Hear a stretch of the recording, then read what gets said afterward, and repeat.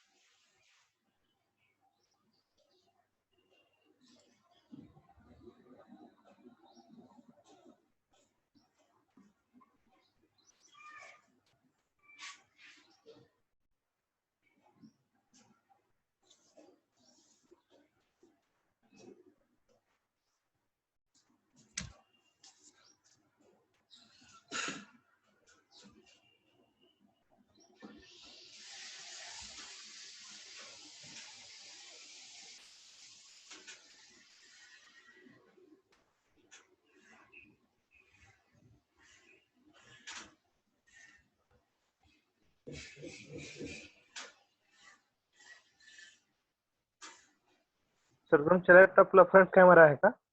हा, लॅपटॉपला front camera आहे का तुमच्या? हो. म्हणजे एक्सटर्नल लावलाय का असा म्हणजे नाही नाही, इंटरनल? बिल्ट इन आहे, बिल्ट इन आहे.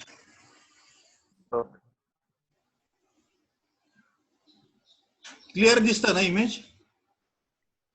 हो म्हणूनच विचारलं हा, नाही बिल्ट ते इन आहे. एक्सटर्नल आहे कसं. हा, इनबिल्ट आहे, इनबिल्ट. हा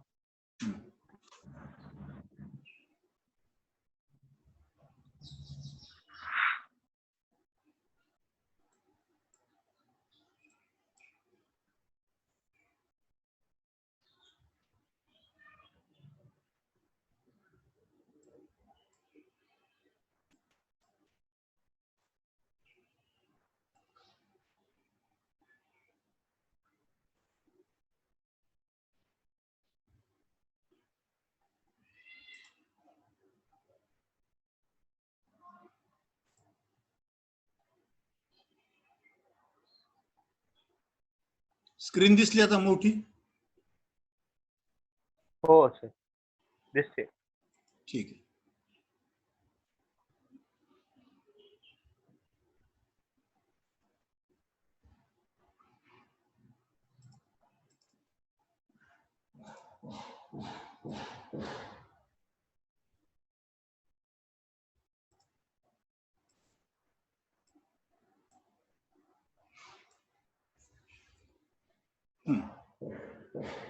So in the last period, we have discussed about the pin diagram of this 8051. So as you can see, in the pin diagram, you have 40 pins. Out of the 40 pins, 32 pins, they have been used for the ports, because there are 4 ports: port 0, port 1, port 2 and port 3. So 4 ports will have 32 pins. Remaining 8 pins, 2 pins for VCC and ground, 6 pins remaining, 2 pins for crystal, 4 pins remaining. Out of the 4 pins, one is reset, one is EA, that is enable all. Yesterday I told you that if you make this pin ground, if you ground this pin, then the microcontroller assumes that you are using external memory completely. You are not going to use the internal memory, ROM memory particularly. Correct? And if EA EA pin is connected to VCC, it means that the microcontroller understands that you are going to use internal memory, 4 kilobyte ROM memory. Okay. So EA signal is very important for us. Normally we connect it to VCC because normally we are using the internal memory of the controller. Then there is ALE signal. In the ALE signal, why ALE signal is used? To latch the address, because the port 0 address bus and data bus, lower order address bus and data bus, A0 to A7 and D0 to D7, they are multiplexed. 2 in 1. Multiplex means 2 in 1.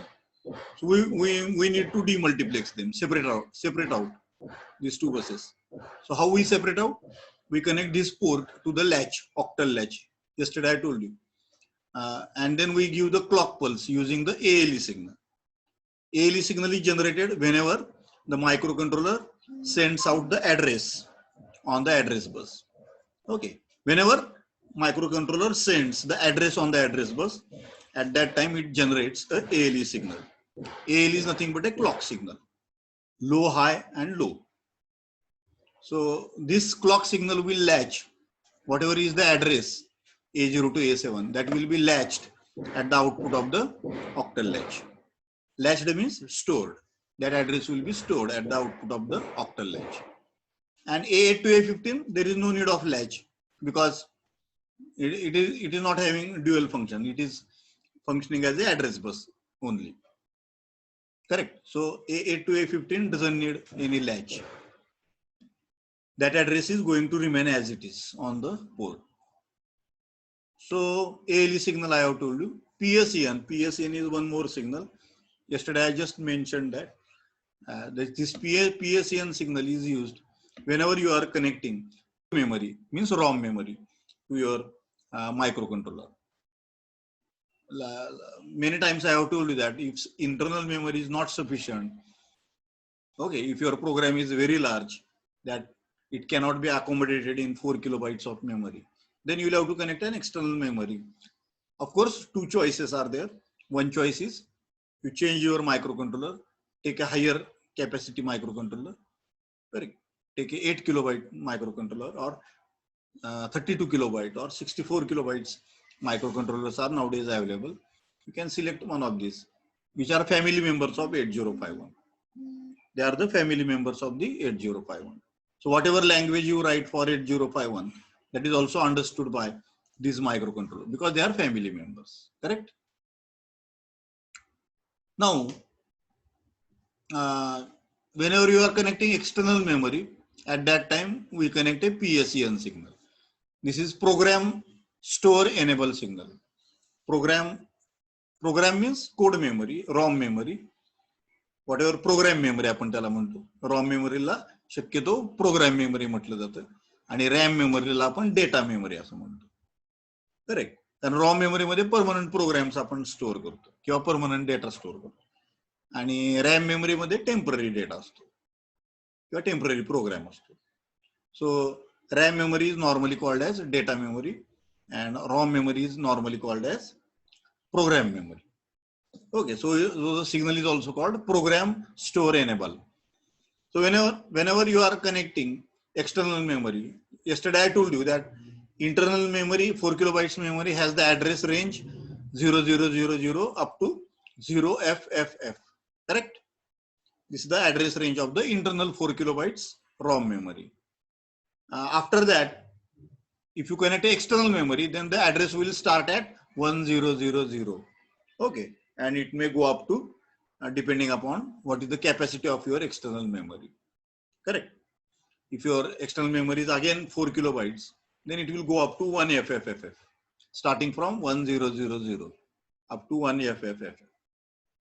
So in this way, whenever the microcontroller sends out the address in the range 1000 and above that, at that time it will generate a PSEN signal because it knows that whenever the address is 1000 or greater than that, it means that you are accessing the data from the external code memory or ROM memory. Correct. That is very clear. So microcontroller knows that any address above 1000 will be an external memory, and whenever there is an external memory address, it will generate a PSEN signal because it has to activate the external ROM memory or code memory or program memory, I can say. So that is the use of the PSEN signal. So I think this is very clear now. ह्याच्यात काही doubt आहे का? नाही sir. हा.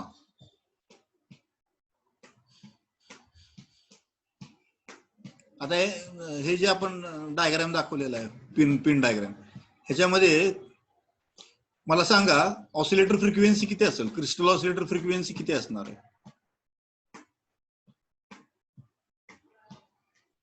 What is the clock oscillator frequency or clock frequency of this microcontroller? Just look at the diagram and tell me what will be the clock frequency of this microcontroller. Can you tell? What is the clock frequency of this microcontroller?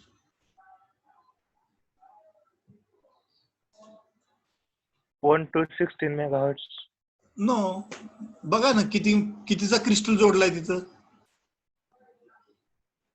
12 megahertz. हा, मग frequency 12 झाली ना clock frequency.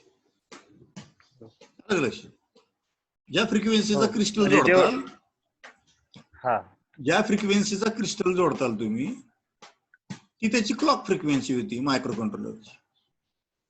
Okay. So there is a range. You can change this frequency from 1 megahertz to 16 megahertz in the basic version of the 8051. त्याच्या पुढचे जे higher versions आलेले आहेत 8051 चे, त्याच्यामध्ये मात्र तुम्ही अगदी 48 मेगाहर्ट्ज पर्यंत जाऊ शकता. ओके. चांगला कोणता आहे? कमी फ्रिक्वेन्सी चांगला आहे का हायर? जास्त फ्रिक्वेन्सी कधी चांगली ना, स्पीड वाढत नाही का? क्लॉक फ्रिक्वेन्सी वाढली की स्पीड वाढला ना, क्लॉकचा स्पीड वाढला. हा, मग एक्झिक्युशन टाइम कमी लागतो ना मायक्रो कंट्रोलरला. कोणत्याही डिव्हाइस मध्ये तसंच असतं का फ्रिक्वेन्सीसाठी? कोणत्याही डिव्हाइस मध्ये तसंच असतं का, मोबाईल वगैरे? हो, जेवढी फ्रिक्वेन्सी जास्त तेवढा स्पीड जास्त त्या डिव्हाइसचा. त्यामुळे आपण शक्यतो मोबाईल सिलेक्ट करताना सुद्धा त्याची फ्रिक्वेन्सी बघायला पाहिजे की बाबा कितीचा कंट्रोलर वापरलेला आहे त्यांनी, किती मेगाहर्ट्जचा किंवा किती गिगाहर्ट्जचा. बरोबर आहे. दोन गोष्टी फार महत्वाच्या आहेत. एक तर इंटरनल रॅम महत्वाचा आहे मोबाईलचा. रॉम काय आपण बाहेरून सुद्धा चिप टाकू शकतो त्याला आणि वाढवू शकतो आपण रॉम, परंतु रॅम नाही वाढवता येत. बरोबर आहे का? रॅम हा इनबिल्ट आहे कंट्रोलर ह्याच्यामध्ये, मोबाईल मध्ये. तर जेवढा रॅम जास्त तुमचा तेवढा चांगला मोबाईल, तेवढा त्याचा स्पीड जास्त होतो. आणि जेवढी क्लॉक चांगली, अजून फ्रिक्वेन्सी मोठी जास्त ह्याची कंट्रोलरची, तेवढं स्पीड पण जास्त. ह्या दोन गोष्टी महत्वाच्या आहेत. एक तर कंट्रोलरचा स्पीड म्हणजे फ्रिक्वेन्सी कोणती वापरली, आणि दुसरं म्हणजे तुमचा रॅम किती, रॅम साईज किती. ठीक आहे. So I think we have finished this part. Now I will move on to the next part.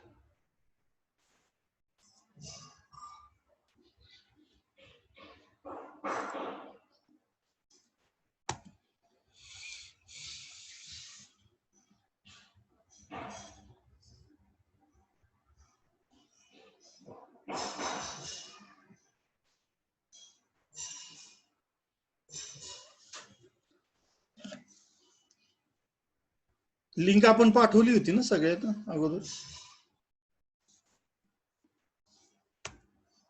पाठवली होती. मग अजून कशी काय जॉईन झाली?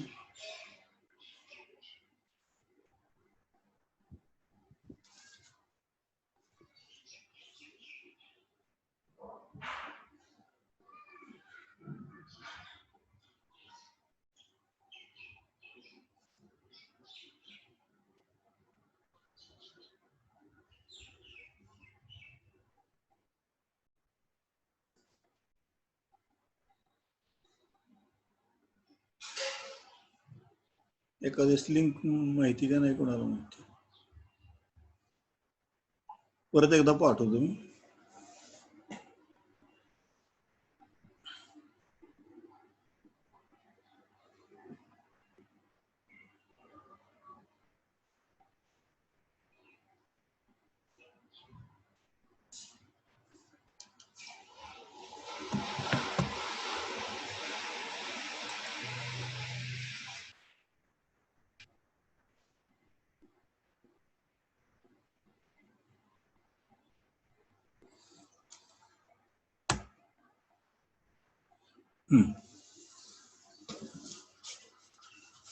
आता आपण पूर्ण इंटरनल आर्किटेक्चर त्याचं बघितलेलं आहे micro कंट्रोलरचं.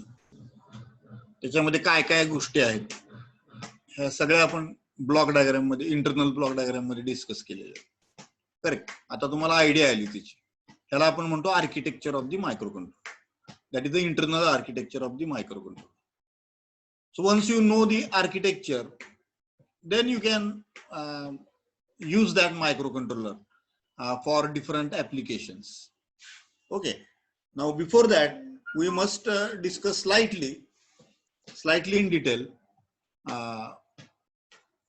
these things like ports, timers, serial communication, interrupts. All these things we should learn more slightly, and then we shall go to the instruction set of the microcontroller. So here the port, what is port? What is the port? So here is the definition. Port refers to a group of pins on the microcontroller which can be accessed simultaneously or on which we can set the desired combination of zeros and ones or read from them an existing status. आपल्याला माहिती port मधनं आपण काय करतो, एक तर data बाहेर टाकतो किंवा डेटा आतमध्ये घेतो. कारण पोर्ट हे बाय डायरेक्शनल असतं. तुम्ही त्याला इनपुट म्हणूनही वापरू शकता आणि आउटपुट म्हणूनही वापरू शकता. डेटा बाहेर टाकायचा असेल तर तुम्ही आउटपुट म्हणून वापरा. डेटा रीड करायचा असेल तर त्याला तुम्ही इनपुट म्हणून वापरा. Correct. So the port, we know that there are 4 ports in the microcontroller: port 0, port 1, port 2 and port 3. Each port is 8-bit port. प्रत्येक पोर्ट हे किती 8 बिटचं पोर्ट आहे. त्यामुळे 8 पिन लागणार आपल्याला. 8 बिट बाहेर टाकायचे असतील तर 8 पिन्स लागणार. त्यामुळे प्रत्येक पोर्टला 8 पिन्स आहेत. अशा 32 पिन्स 4 पोर्टच्या मिळून होतात. Now look at the second point. What is the second point?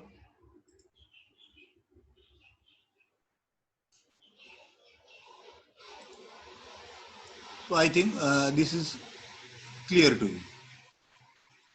Now this is the second point. Physically port is a register inside the microcontroller. हे माहितीच आहे आपल्याला.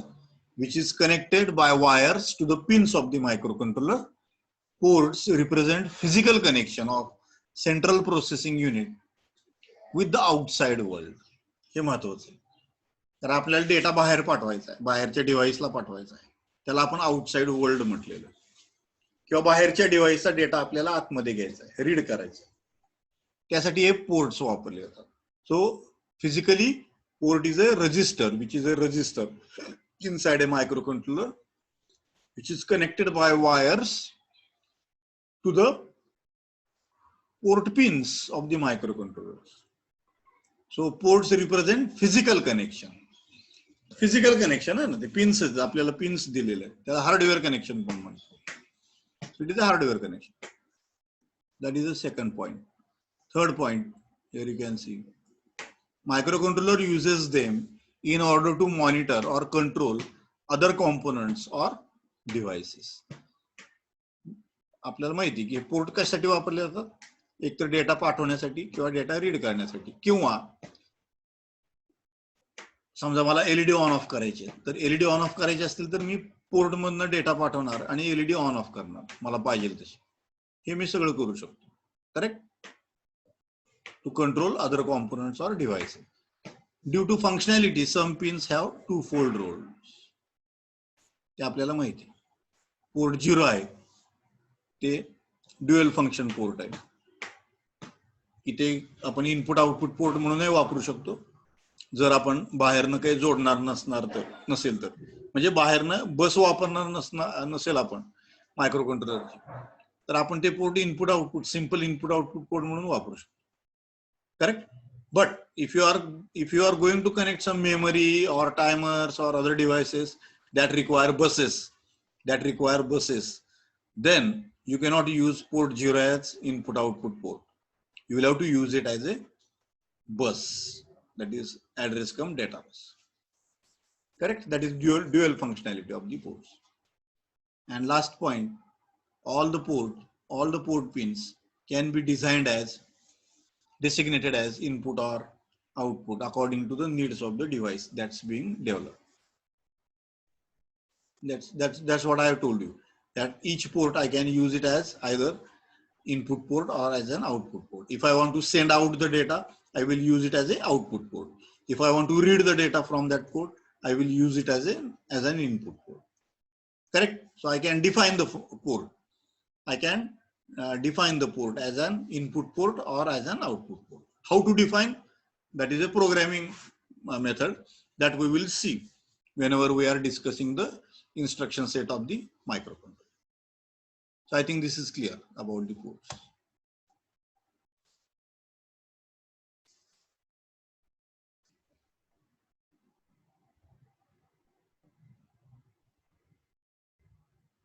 It takes some time to change the screen.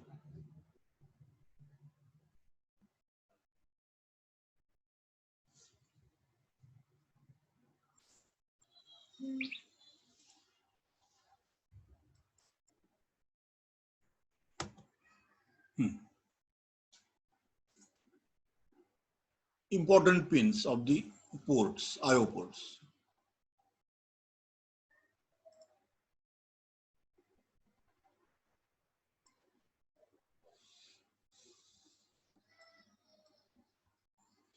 See, one of the most useful features, that is 4 IO ports, P0 to P3. Port 0,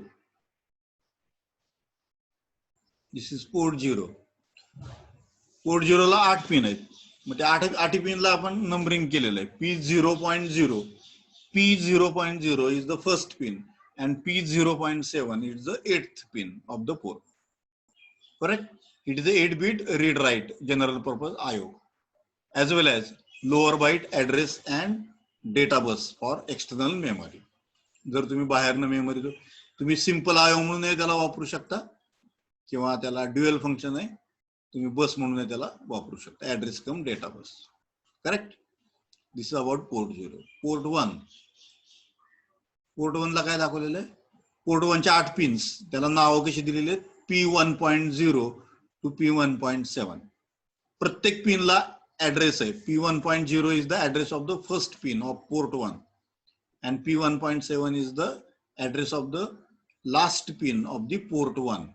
Port 1 ची शेवटची pin. Correct? It is general purpose. It is used as a input output port. Simply as a input output. त्याला dual function नाही. Port 2.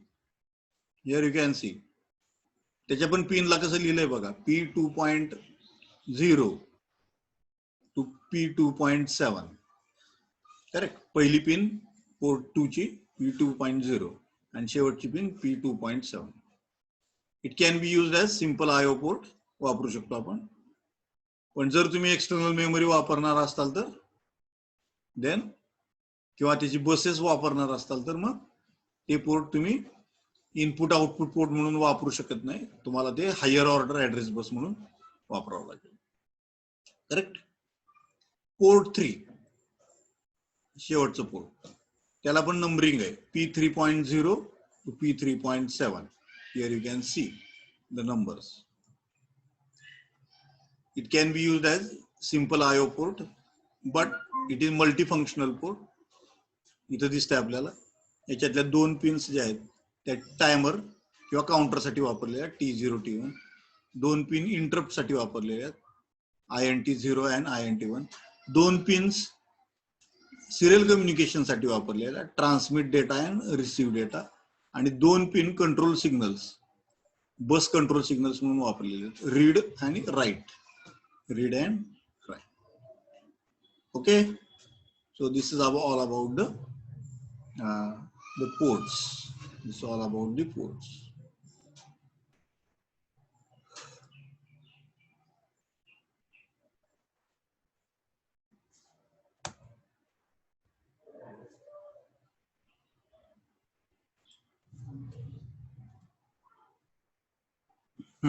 इथं port 3 चे alternate functions इथं दिसतात आपल्याला. Port 3 ला प्रत्येक 2 पिन्स आहेत, बरोबर आहे. 2 पिन्स कुठल्या कुठल्या फंक्शन साठी वापरलेले आहेत ते दिसतं आपल्याला. ह्या ज्या 2 पिन्स आहेत, ह्या receive data and transmit data, हे सिरियल कम्युनिकेशनच्या पिन्स आहेत. Correct. These are the pins related to serial communication. इथं लिहितो मी.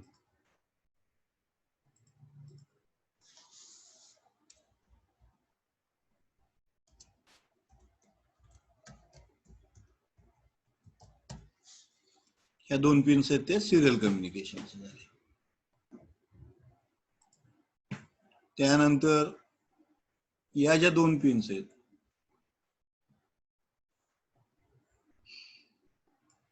ह्या 2 पिन्स ज्या आहेत त्या इंटरप्टच्या. Correct. They are related to interrupts. They are related to the interrupts. त्यानंतर या ज्या 2 पिन्स आहेत, they are related to timers or counters.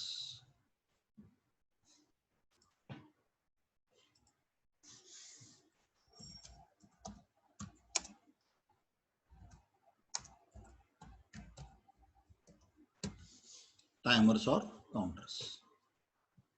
Correct. आणि या ज्या 2 पिन्स आहेत, या 2 pins bus control signals. These are nothing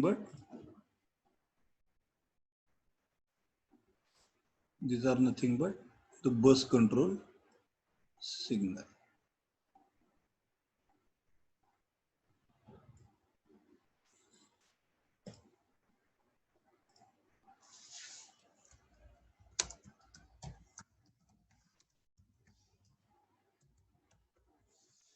Bus control signals. Okay, so that's all about the port 3. Port 3 multifunctional port आहे. प्रत्येक 2 पिनला वेगवेगळं फंक्शन आहे.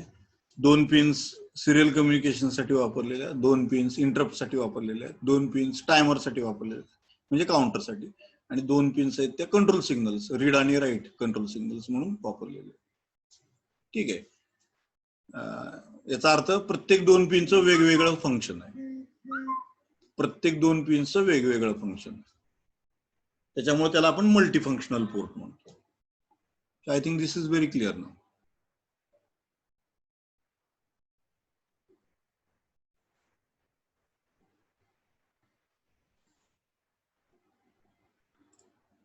Okay, we will go to the next part.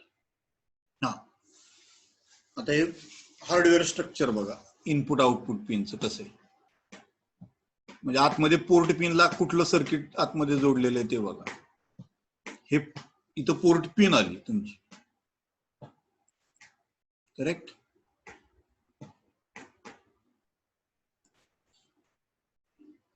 ही आली ती पोर्ट पिन. परंतु या port पिनच्या आतमध्ये म्हणजे चिपच्या आतमध्ये कुठलं सर्किट आहे ते आपण बघू शकतो. So here you can see that there is a D latch. हे लॅच आहे इथं.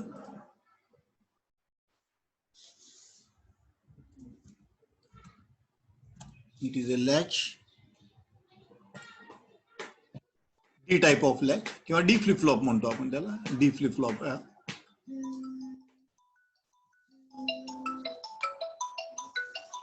एक मिनिट.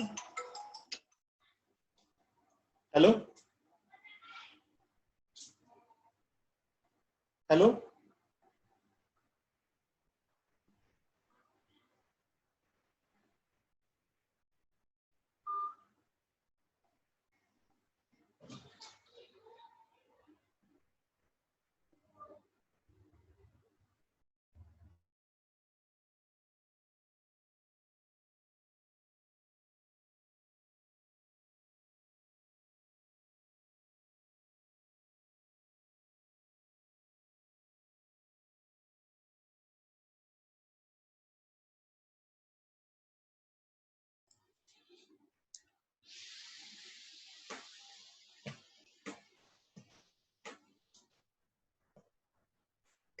ठीक आहे. मध्ये आपलं कनेक्शन हे झालं, डिस्टर्ब झालं थोडं. परत एकदा स्क्रीन शेअर करतो.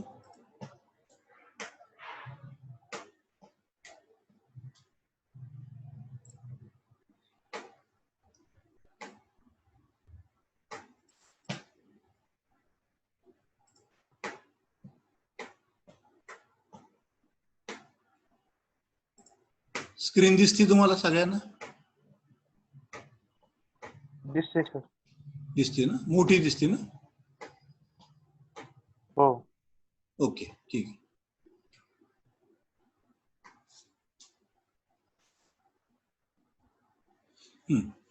तर इथं आपण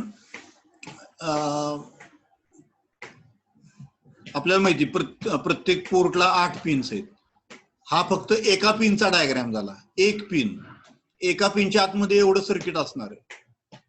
मग बघा तुम्ही 8 पिनच्या आतमध्ये अशा 8 सर्किट्स राहणार, सर्किट डायग्राम्स राहणार. करेक्ट. प्रत्येक पिनच्या मागे एवढं एक सर्किट येणार आहे पूर्ण. So I have told you that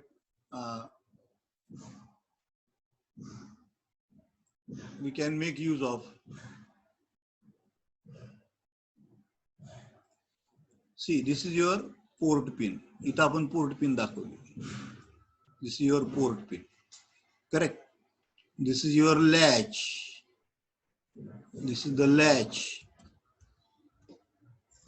Latch म्हणजे flip flop. Latch लाच आपण flip flop पण म्हणतो. So it is a D type of flip flop, you can see, correct. This is the D input. This is the Q output. आपल्याला माहिती flip फ्लॉपला Q आणि Q बार दोन outputs असतात. आणि हा क्लॉकड फ्लिप फ्लॉप आहे, साधा नाहीये, त्यामुळे याला क्लॉक पण दिलेली आहे. करेक्ट. आता बघा तुम्ही, इथं जर मी 1 दिला ह्याला डेटा, तर हा 1 इथं पिनवर यायला पाहिजे. बरोबर आहे का? कसा येतो ते बघू आपण. आता मला डेटा लिहायचा आहे, समजा हे पोर्ट पिन मी आउटपुट म्हणून वापरतोय असं गृहीत धरा. काय गृहीत धरा? ही पोर्ट पिन मी आउटपुट म्हणून वापरतोय. ठीक आहे. आता काय होईल बघा. इथं जर मी समजा डेटा दिला 1,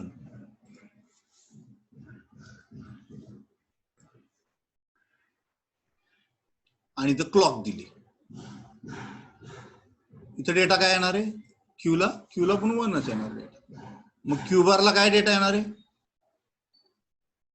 0. क्यू बारला 0 येणार, साहजिक आहे. बरोबर आहे. आता हा 0 म्हणजे 0 व्होल्ट, हे आपण याच्या गेटला दिलेलं आहे, म्हणजे याच्या गेटला सुद्धा तुम्हाला 0च मिळणार. करेक्ट. जर याच्या गेटला 0 व्होल्टेज दिलं तर हा ट्रान्झिस्टर कसा राहील? ऑफ स्टेट मध्ये राहणार. बरोबर आहे का?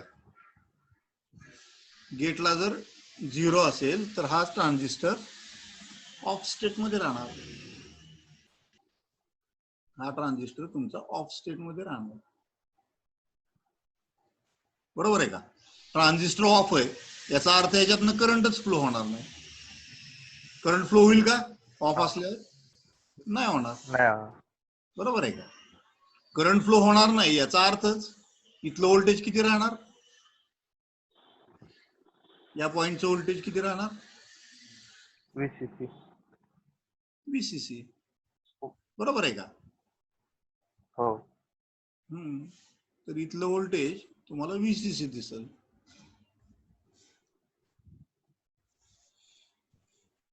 कारण करंट फ्लो होत नाही याचा अर्थ दोन्हीकडचं पोटेन्शियल सारखं असलं तरच करंट फ्लो होणार नाही. बरोबर आहे. इकडे पण VCC आणि इकडे पण VCC, करंट फ्लो 0. कारण पोटेन्शियल डिफरन्सच नाही दोन्ही मध्ये. Okay, so this voltage will be VCC, which we call it as in digital language मध्ये आपण त्याला काय म्हणतो, 1 किंवा हाय. हाय. त्याला हाय म्हणतो. That is nothing but 1. त्यालाच 1 पण म्हणतो. येतंय का लक्षात? It is very simple, very simple. इथं जर आपण डेटा दिला 1 तर इथं तुम्हाला 1च मिळतंय. बरोबर आहे का? म्हणजे जो डेटा दिलाय तुम्ही इथं जो डेटा दिलेला आहे तुम्ही, तोच डेटा इथं पण मिळतोय तुम्हाला आउटपुटला पण. बरोबर आहे? It is quite easy. जर मी इथं डेटा 0 दिला समजा, आता मी इथं डेटा 0 देतो समजा, गृहीत करा इथं डेटा 0 देतो. आता काय होईल? क्यूला काय मिळणार? 0. क्यूला पण 0च मिळणार. मग इथं क्यू बारला काय होणार? 1. क्यू बारला 1 होणार. बरोबर आहे? आता क्यू बार जर 1 असेल तर याच्या गेटला सुद्धा 1च मिळणार. 1 म्हणजे हा ट्रान्झिस्टर काय होणार? ऑन होणार. हा ट्रान्झिस्टर आता ऑन होणार. हा ट्रान्झिस्टर जर ऑन झाला तर याच्यातनं करंट फ्लो होणार. करेक्ट? करंट फ्लो होणार. आपल्याला दिसते की करंट फ्लो झालेला आहे याच्यातनं असं करंट फ्लो होतो या ट्रान्झिस्टर मधून. करंट फ्लो झाला याचा अर्थ इथलं व्होल्टेज किती झालं? या पॉइंटचं व्होल्टेज झालं 0. जवळपास 0 कडे गेलं. बरोबर आहे का? जवळपास 0 कडे गेलं ते व्होल्टेज. ट्रान्झिस्टर ऑन झाला याचा अर्थच त्याच्या अक्रॉसचा पोटेन्शियल ड्रॉप 0 झाला. ट्रान्झिस्टर ऑन झाला याचा अर्थच त्याच्या अक्रॉसचा पोटेन्शियल ड्रॉप, व्होल्टेज ड्रॉप 0 झाला. 0 झाला म्हटल्यावर हे ग्राउंडला कनेक्ट झाल्यासारखंच झाले. इट इज अज गुड एज ग्राउंड. करेक्ट? ग्राउंडलाच 0 आपण म्हणतो. ग्राउंडलाच आपण 0 म्हणतो. That is nothing but 0. तर या पॉइंटचं पोटेन्शियल जे आहे ते 0 असेल. या पॉइंटचं पोटेन्शियल जे आहे ते 0 आहे ना. बरोबर आहे? 0ला आपण लो म्हणतो दुसऱ्या लँग्वेज मध्ये. यालाच आपण लो म्हणतो. लो म्हणजेच 0. लो म्हणजे 0. म्हणजे आता काय दिसतंय आपल्याला? जर तुम्ही डेटा 0 दिला इथं तर इथं पिनला सुद्धा तुम्हाला काय मिळणार? 0च मिळणार. तुम्ही 0 दिलं इनपुटला डेटा तर पोर्टला सुद्धा तोच 0 डेटा ट्रान्सफर होतो, पास ऑन होतो. येते लक्षात? So this is the internal working of the port pins. Port pin कशा काम करतात इनपुट किंवा आउटपुट म्हणून, ते आपण बघितलं. आता हे आउटपुट म्हणून दाखवलं. समजा मला जर इनपुट म्हणून वापरायचं असेल ही पिन, काय वापरायचंय? इनपुट म्हणून मला वापरायची ही पिन. ठीक आहे? जर तुम्हाला ही पिन इनपुट म्हणून वापरायची असेल तर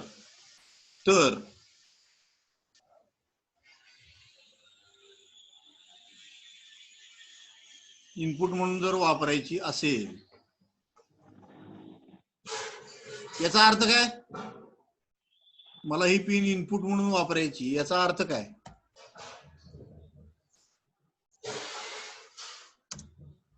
याचा अर्थ असा आहे की या पिनवर जो काही डेटा असेल तो मला रीड करायचा आहे.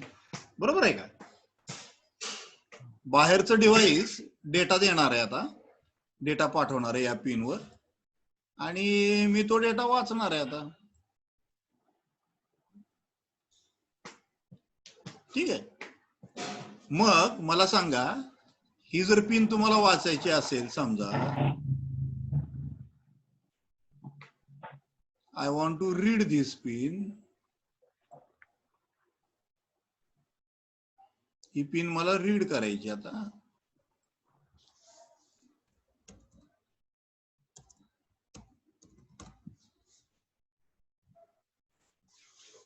बरोबर आहे.